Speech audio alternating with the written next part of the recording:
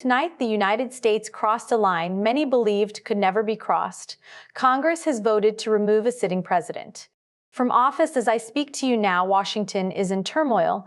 Just moments ago, Rachel Maddow went live on SNSB and said 3 words that will echo through history: democracy won tonight. She's right, but what most Americans don't yet understand is how close we came to losing everything. Not just our democracy, not just the Constitution, but the very system that has kept America has been stable for nearly 250 years. I spent my career watching markets, governments, and institutions rise and collapse, and I can tell you, this with certainty what happened tonight will reshape the world. Because when Congress removes the president for violating his constitutional oath, that's not politics, that's a fundamental shift in how power works in America, and the shockwaves won't stop in Washington. They will reach every stock market, every corporate boardroom, and every foreign capital on earth. Now let me take you behind closed doors, because the story you're hearing is right. Now is only half the truth. 3 weeks ago, Donald Trump crossed a constitutional line no president had ever crossed before he attempted to redirect $47 billion in congressionally approved funding without congressional authorization.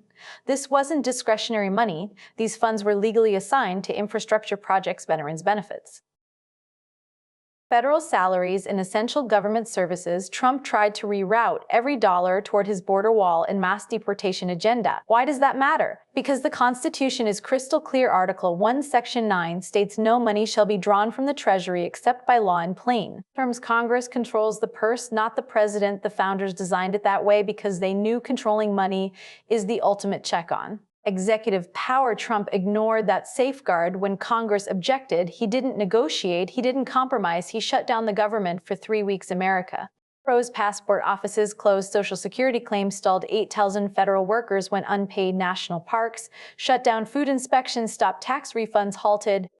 Trump called it a patriotic sacrifice. He said Americans would thank him later, and he attacked anyone who questioned him, including members of his own party. Then came October 26. Federal Judge Sarah Morrison issued an emergency ruling that hit Washington like a shockwave. She declared Trump's actions a flagrant violation of the Constitution. Her words were devastating and rare: constitutionally indefensible, willful disregard for the separation of powers and abuse of executive authority without precedent. Legal scholars across the political spectrum agreed this wasn't a policy dispute.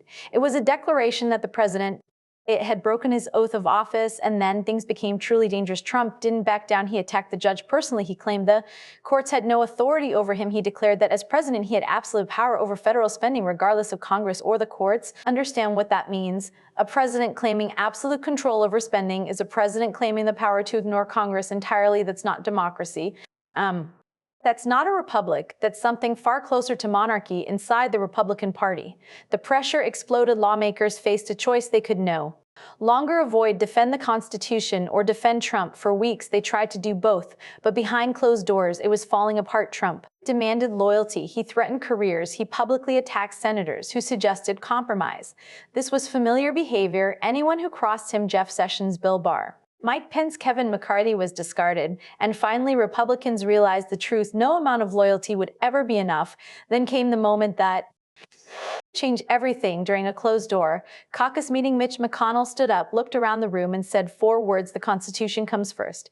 And then he walked out. That wasn't symbolism. That was permission. Within 72 hours, senators broke ranks. The White House panicked. The vote came at 9:47 p.m. or the chamber fell silent. 633. No applause, no celebration, just history. A president was removed for violating his oath. Moments later, the words echoed across the nation: the Constitution won, the rule of law won, democracy won. And they were right, because markets run on trust. And tonight, that trust was saved. America proved something rare: power has limits, the law still matters. Democracy won tonight, but the world is watching, and what comes next will decide.